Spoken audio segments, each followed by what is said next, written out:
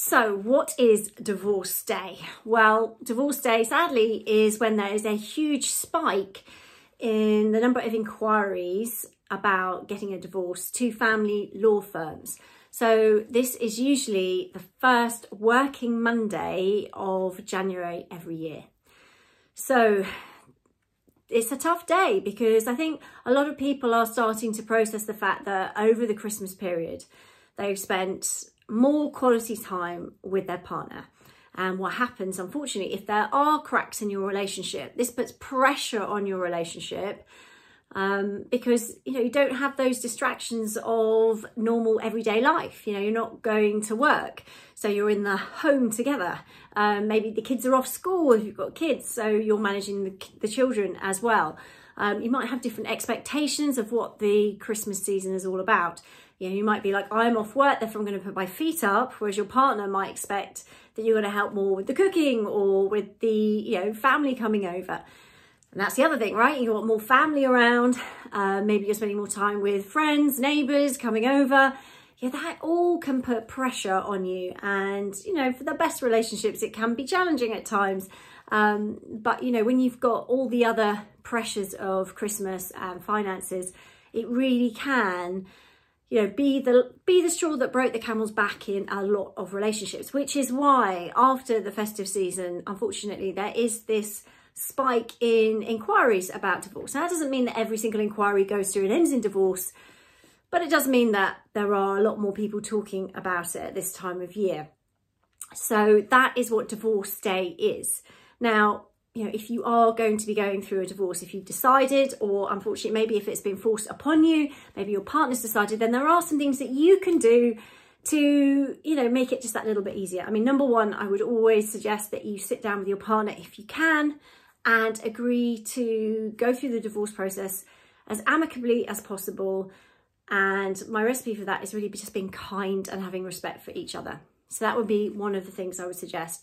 If you have children, I would also suggest that you sit down together and you tell them together, work out beforehand what you're going to say, make sure you reassure them that it isn't their fault and that, you don't make promises you can't keep. Make sure you discuss it before about how you're going to tell them and make sure that they are fully supported afterwards. So don't do it just before they're going to school, for example.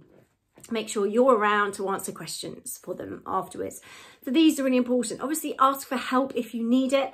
Your GP does provide counselling that is free. So if you wanted to, they could hook you up with that, or come and find a coach who specialises in breakup, divorce, who can really help support you through that, or find a therapist who you know and trust who can help you through it too.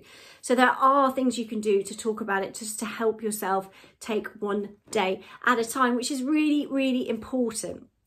Okay, there are other things that you should do about creating your breakup support team. It's something I talk about a lot. It is really essential that you create a support team around you who can really answer all those questions that come up at this time of year.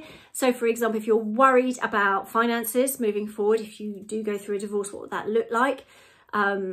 If you are worried about getting legal advice, what is rightfully yours, what is the law around it? It can be very overwhelming if you've never dealt with anything to do with family law before. So get yourself some good advisors on your breakup team. So maybe a good financial advisor.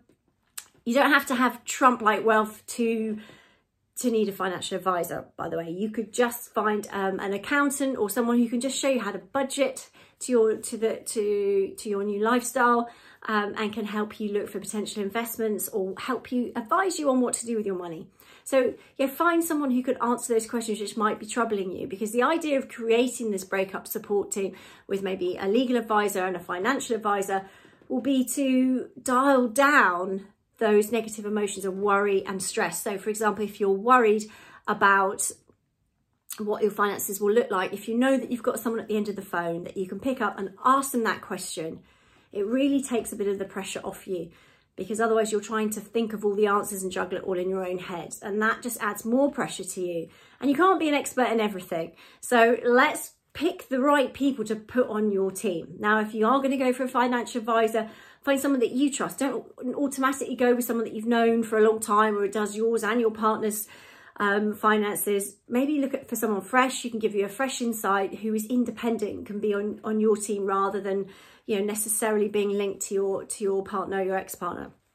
Yeah, that is part of taking a step into your future, you know, starting to become self-reliant, starting to build a team that can work for you, not just now, but into the future as well. You know, find a legal advisor that you trust, that you've spoken about money, because it can be extremely expensive. So find someone that suits your budget. You might only need an introductory meeting to get things started, just to get some advice.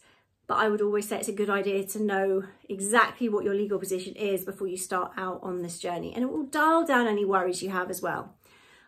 Also on your breakup team, I would say that you need somebody who can get you out the house. So whether that's a really good friend who likes to go for walks or dog walks, or maybe that's a friend that will go and do a spin class with you, or yoga, or walk around the local lake, whatever it is, find a buddy who can do that, and make sure that they know that you're asking them to do that with you on a regular basis, because getting out and changing your physiology will massively help kind of keep you feeling good, keep you, you know, when you change your physiology, it really does change your state of mind in a positive way.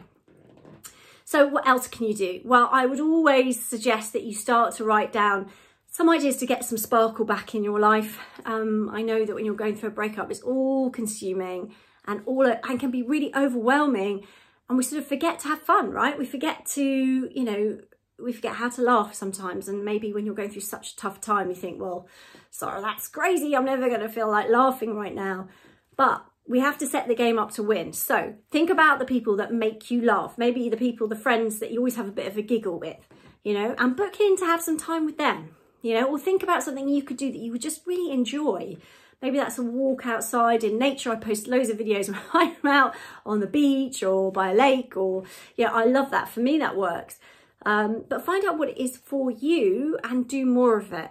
You know, even if it's just for 20 minutes, half an hour, or just a phone call with one of those friends, book it in, schedule it in, because these things make a difference to your mind. And, you know, getting a divorce is not an easy thing. Getting a divorce is known as the second most traumatic experience we go through after death of a loved one. It's huge. So we've got to look after ourselves so that we can get through it in the best way we can. There are lots of things that you can do to help you to cope better. There are lots of things. You know, I've been there myself. I went through a really difficult divorce, and I quickly learned that there were ways of doing things that would help me and ways of doing things that wouldn't help me and would make me feel stuck. So, and sad and overwhelmed and all those other negative emotions. So, you know, I'm not saying that sometimes it doesn't feel good just to sit back and wallow in that self-pity and think, oh gosh, woe is me. But actually there are things that you can do to pull yourself up, to dial down those negative emotions, to take control of the remote control to your brain and start to feel good. So if you are interested in that, and do check out, I've got 2 books that are available on Amazon. One is Uncoupling and the other one is The Split, Breakup to Breakthrough in 30 Days or Less. They're both available on Amazon, both bestsellers. They will help you. They're packed full of information that will just hopefully resonate with you, and help you to see through the challenges and embrace this as, you know, an opportunity to get stronger and to get to know yourself a bit better. Because rediscovering your own identity while you're going through a divorce is something that happens naturally. You have to dig deep and you find out what you're made of. And if you're struggling with that, then there are lots of things, as I said, that you can do just to help empower you to get through it and to cope. So I hope this has helped. I hope this has given you some stepping stones to follow. Do follow my videos, subscribe, like, share for more. If you've got any comments, please put them below, because it really helps other people to know that they're not alone when they see comments and ideas that you come up with that you're doing. So please share, because sometimes it helps people who are struggling just a little bit more than you are. So thank you. Big hugs. Bye.